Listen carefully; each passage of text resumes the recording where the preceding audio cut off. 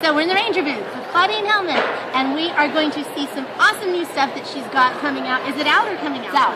It's out, yeah. And she's going to show us cool techniques. Yay! Yay! Who loves techniques? Say techniques.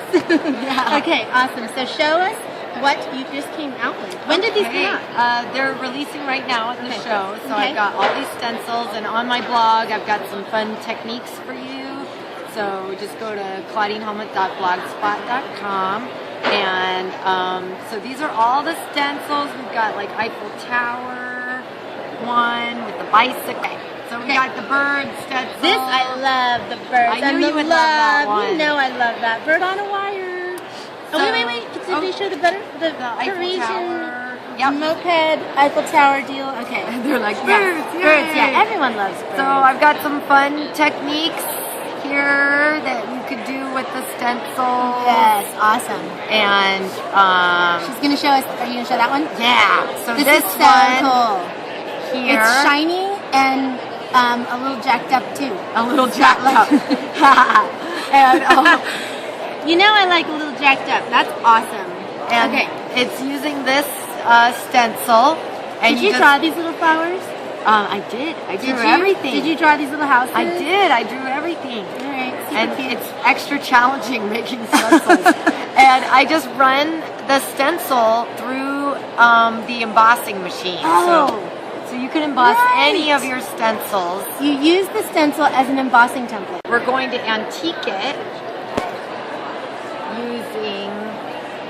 If you can hear me, type in black Claudine. gesso. Black gesso. Okay. Yeah. Now, this is your studio paints, but Yes. this is the gesso. Yes. So tell us what's the difference between black gesso and black studio paint? Well, it's got a chalky base to it, so it will adhere to a variety. It's got the grit, so it will adhere to a variety of surfaces like metal. Okay. Whereas the paint is a little bit more challenging, and I'm just brushing it all over. Love it. Love it. Coverage. Yeah. And you want to get it into all the little grooves. Get in the cracks. It looks like you're making Keep a your black big in the mess. cracks. Yeah, get it in the cracks. Get in the cracks. Now we're going to take a dry paper towel.